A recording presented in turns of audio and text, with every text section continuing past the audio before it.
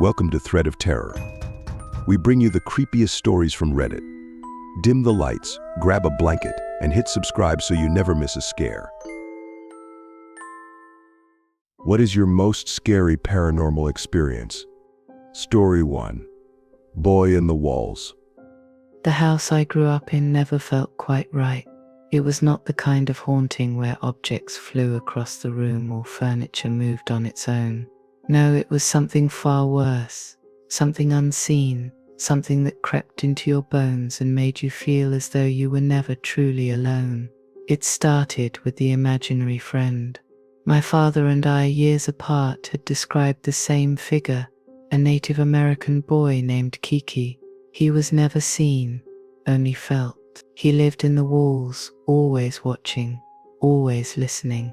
I did not think much of it as a child. Children have imaginary friends all the time. But how could my father and I have imagined the same friend right down to his name and presence? Then there was the feeling, the unbearable weight of unseen eyes watching from the darkness. Every night as I tried to sleep, an overwhelming dread would settle over me, suffocating and unshakable. No other place has ever made me feel that way, but in that house it was constant. It was worst in the back rooms and the garage, places where the air felt heavier, the silence deeper. When I finally mentioned it to someone else, they shuddered and admitted they had felt it too, especially in the garage. Sleep paralysis became my regular tormentor. At least once a month I would wake up, unable to move, staring at a dark figure lurking in the corner of my room. Sometimes it was just a shadow, an oppressive force pressing down on my chest. Other times it was worse, whispers slithering from the closet beside my bed, a voice just out of reach yet too close for comfort. The house had a way of making sure you never forgot you were not alone. It was not just me. Anyone who spent enough time there had a story to tell. A door that creaked open on its own, a whisper when no one else was home, that ever-present feeling that something was just beyond sight. I have long since moved away, and in all my years since I have never felt that suffocating presence again. I have barely had sleep paralysis since leaving, yet that house still lingers in my mind. It was filled with love and laughter. Some of my best memories were made there, but the darkness that lurked within its walls that I will never forget. Story 2. The House of Laughter. When I was in the 3rd grade, my family moved into a new house. It had an unusual atmosphere, but as a child, I did not think much of it when we were looking at it before renting. The first night in the house, we were all packed into one room because our beds had not yet been set up. At exactly 3 o'clock in the morning, I heard laughter coming from the living room, but it was not normal laughter, nor was it the eerie giggle of a child. It was loud, hysterical laughter, almost as if someone was completely consumed by madness. At first, my young mind thought it was Santa Claus, but then doubt crept in. What if it was a thief? I lay still, holding my breath, trying to convince myself that it was nothing, eventually forcing myself to sleep. A few weeks later, I told my mother about the laughter. She dismissed it, telling me not to think too much about it. It seemed like the kind of response at the beginning of every horror movie, but the real terror had yet to come. One night, my sister, who was in 4th grade at the time, woke up screaming. She swore that the moment she opened her eyes, she saw a terrifying face with horns staring at her. Again, my mother reassured us, saying it was just a bad dream. Then, one night, I woke up to something singing at the foot of my bed. The voice was soft, almost melodic, yet deeply unsettling. Strangely, I was not afraid, so I did not dwell on it for long. Adding to the unease was our neighbor. Every morning, at exactly 6 o'clock, she would stand in the building's parking lot, talking to herself, shouting at people who were not there. Years later, My family and I were reminiscing about that house when I mentioned these strange occurrences. That is when my mother finally admitted she had known something was wrong all along. She had felt it too. She just never told us because she did not want to scare us. Story 3. Light turned on by itself. One night I was home alone. I went to bed as usual and fell asleep. Sometime during the night, I woke up feeling thirsty, so I got out of bed and went downstairs to get a drink. Our house was older, and most of the rooms on the first floor connected to one another. The kitchen had 2 entrances, one connected to the dining room, which then led to the living room, front door, and staircase. The other entrance connected to the back hallway, leading to the back door, garage, and basement. Each entrance had a light switch for the kitchen. I stepped into the kitchen and turned on the light switch by the dining room door. After getting my drink, I placed the cup in the sink and went to leave the room. As I flicked off the light, the room immediately lit up again. I froze. For a moment, I thought I had simply fumbled the switch. I turned back and reached for it again, except it was already off. My breath caught in my throat. Slowly I turned around and saw that the other switch, the one by the back hallway, was now on. I did not wait to investigate. I bolted out of the kitchen, slammed the door shut, and hastily piled dining room chairs against it. Then I triple-checked that every window and door in the house was locked before running upstairs with my cat. I hid under my blanket, my heart pounding. My cat curled up beside me and drifted off to sleep. I did not. Hours passed in silence. Then my cat suddenly woke up. At the same time I heard creaking, the unmistakable sound of someone or something moving up or down the basement stairs. My cat's ears flattened, her body tensed. Then she hissed low and drawn out, staring directly at the staircase. My cat never hissed. If a sound annoyed her, she would merely flick an ear or glance in its direction. But this time she was furious. Whatever was making that noise, she hated it. The creaking stopped, but she kept staring, unmoving. Minutes passed. Then, as if nothing had happened, she curled up and fell back asleep. I never did. To this day, I have no idea what that was.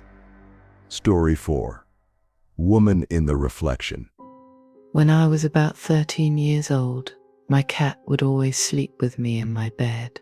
She was my comfort, always curling up beside me every night without fail. One night, I was deep asleep when I suddenly woke up, but I was still in my dream. Everything felt real. My room looked exactly as it did in reality, confused but calm. I instinctively reached for my phone. The screen unlocked, but instead of my home screen, it opened directly to the front-facing camera. That was when I saw her. Behind me in the reflection was a woman, pale, lifeless, her mouth twisted open in a silent, gaping scream. But it was not silent. I could hear her.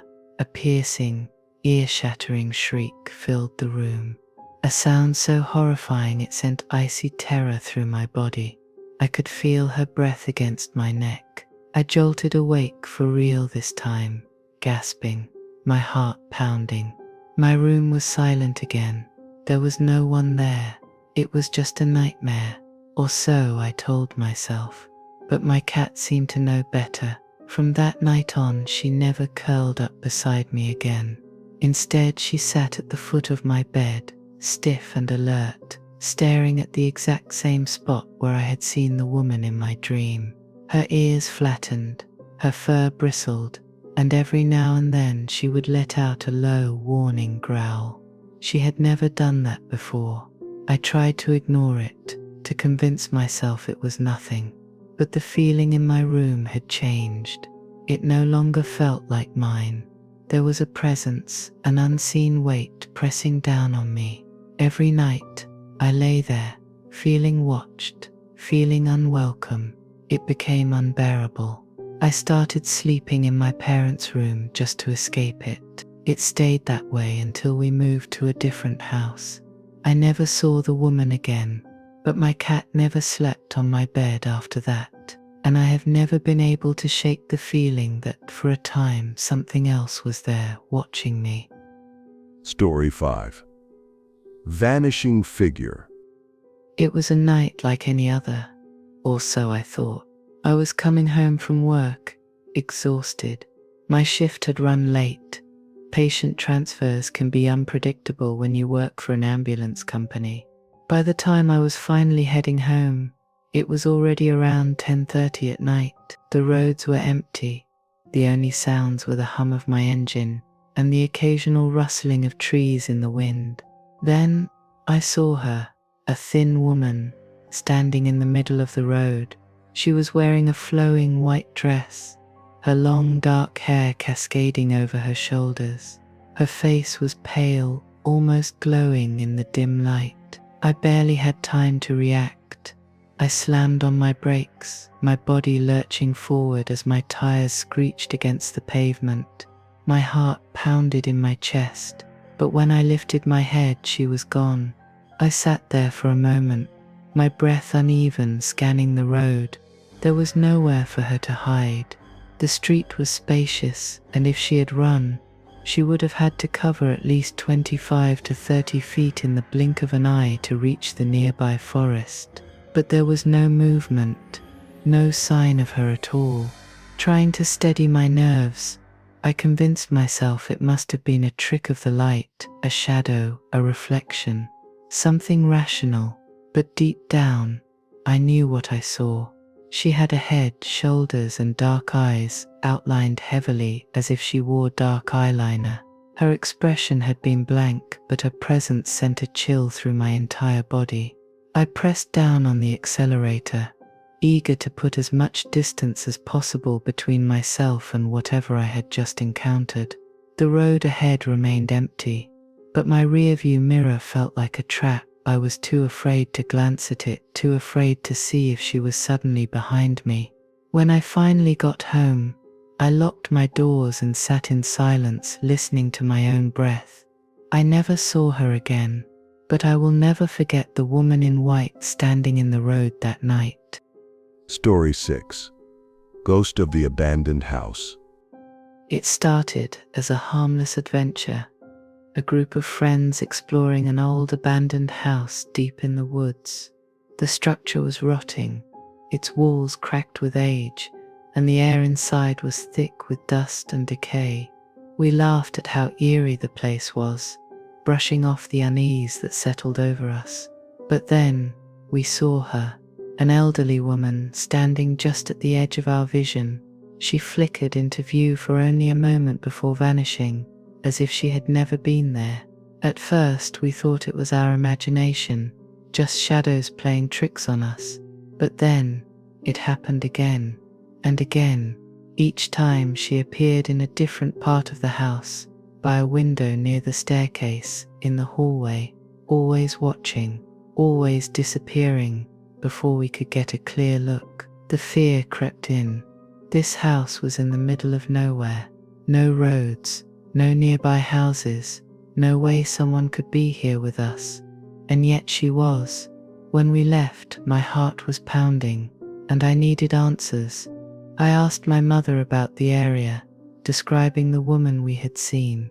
She fell silent, her expression darkening. Then she told me something that sent a chill through my entire body. She knew exactly who I was talking about. An elderly woman had once lived in that house. She had been a recluse, rarely seen, and when she passed away, the house was abandoned. The thing was, she had been dead for over 20 years. I have never gone back to that house, but sometimes, late at night, I think about the way she appeared, the way she vanished, and I wonder, does she still walk those empty halls, waiting for someone to come back? Story 7. Watcher in the Attic. I've lived in this house all my life. It's right next to a graveyard, and it's haunted. I've grown up with paranormal occurrences, so I'm used to it by now. But there's one experience that still sends chills down my spine, and it happened not long ago. I live in the attic, which I used to fear as a child, and things would move by themselves up here. Shadows would flicker in the corners of the room, and whispers would fill the air when there was no one around. Over time, I grew accustomed to it, sort of. A few months ago, I woke up in the middle of the night with an overwhelming sense of being watched. It's something I've felt many times before, but this time it was different, more intense. Normally I'd tell the presence to go away and the feeling would fade, but this time it didn't. I was lying in bed, staring at the ceiling, when I suddenly felt something standing over me. I didn't see it, but I could feel its presence, dark and heavy. Without thinking, I swung my arm up, and it felt like I hit something solid, like a person was standing right next to me. But there was nothing there. I froze for a moment, heart racing. My mind tried to make sense of what just happened, but there was no rational explanation. I knew it wasn't a dream. The feeling of something being there was too real. But in the end, I wasn't as scared as I probably should have been. I've grown used to this kind of thing. After a few seconds, I simply rolled over and went back to sleep. The presence didn't leave, but I was too tired to care anymore. I've lived with the supernatural my entire life. It's just another part of the house. Story 8. Evil Presence. I grew up in a house built on the site of something much older, in the former Panama Canal zone. Long before my family lived there, the land held a tragic past.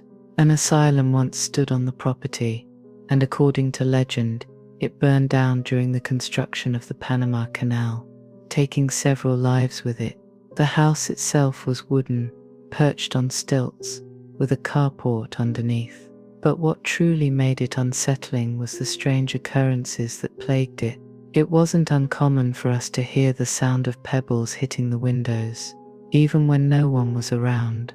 The sensation of being watched was a constant. We would often smell perfume in the hallway, even though no women were around.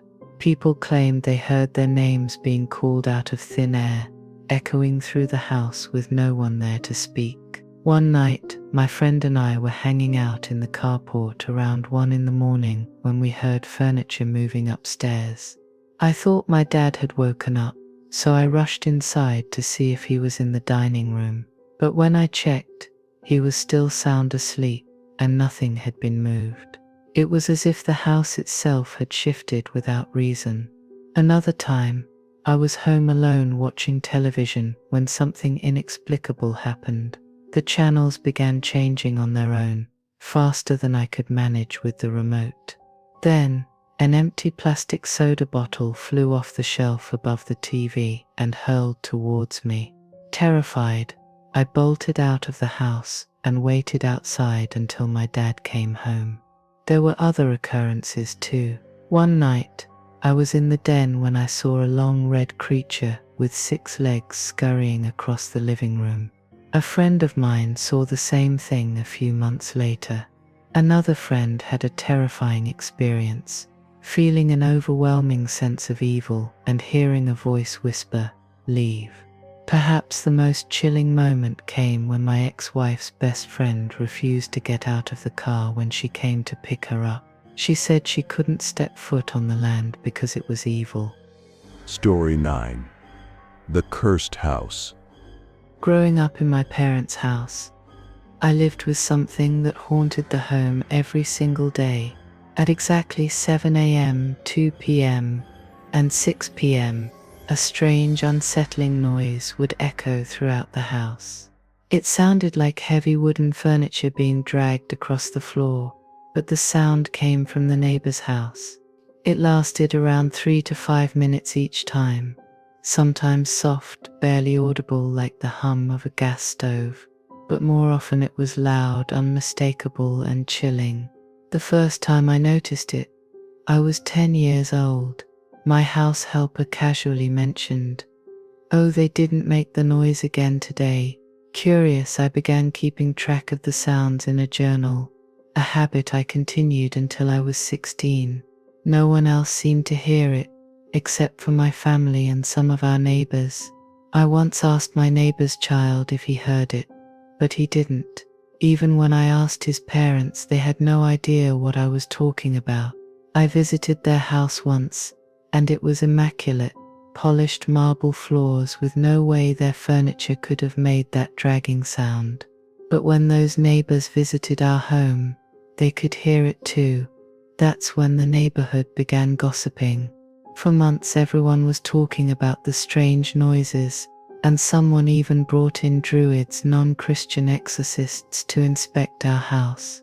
Years later, after moving out, I married and returned to my parents' house for the first time in years. My wife and I both heard the same noises. I told her the strange story behind it all. Then one day, my parents renovated the basement. The old space had once been a computer shop, full of junk from their old business. When the construction workers started tearing things down, they found something terrifying. Heaps of amulets scattered around the 320 square foot basement. My parents called in a priest to cleanse the house, and after several prayers, the priest said the evil spirit was gone. He claimed the curse had been placed by a disgruntled former employee, someone who had wanted to bring misfortune to our family. In the end, we couldn't help but wonder if it was all just coincidence. For over 26 years, my parents had started and failed countless businesses in that house. Story 10. Creature in the Kitchen. When I was in elementary school, I had an experience that still haunts me to this day.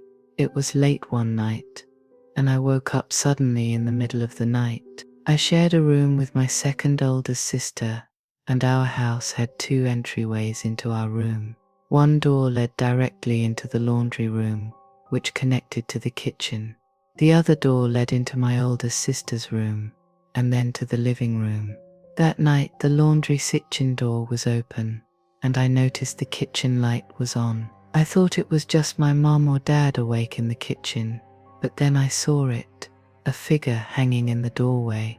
It was dark, so I couldn't make out all the details, but I could tell it had a face like Momo, only longer, and its body looked like Randall from Monsters, Inc. The figure was pitch black with glowing red eyes. The figure was staring into the kitchen, as if watching my parents, who I thought might be there. Panic rushed over me, and without thinking, I started throwing things at it, hoping to distract it or get its attention. My attempts were futile, but I wasn't about to let this thing hurt my family. I climbed down from the top bunk bed, trying to be as quiet as possible, and made my way through my oldest sister's room and into the living room. When I turned to face the entryway of the kitchen, I saw my mom sitting at the dining table, doing something. I turned my gaze back to the doorway and locked eyes with the figure. It squinted its eyes, as if frustrated that I had interrupted whatever dark plan it had. My mother spoke to me, and in that instant, I broke the eye contact. But even as I looked away, I could feel its gaze still on me, burning through me. I was terrified, unable to shake the feeling that whatever it wasn't done with me. Thanks for joining us on this terrifying adventure. If tonight's story gave you chills, let us know in the comments below, and share your own scary experiences too. Don't forget to leave a like if you want more nightmares, and subscribe if you haven't already. Until next time, sleep tight, and remember, not all shadows are empty.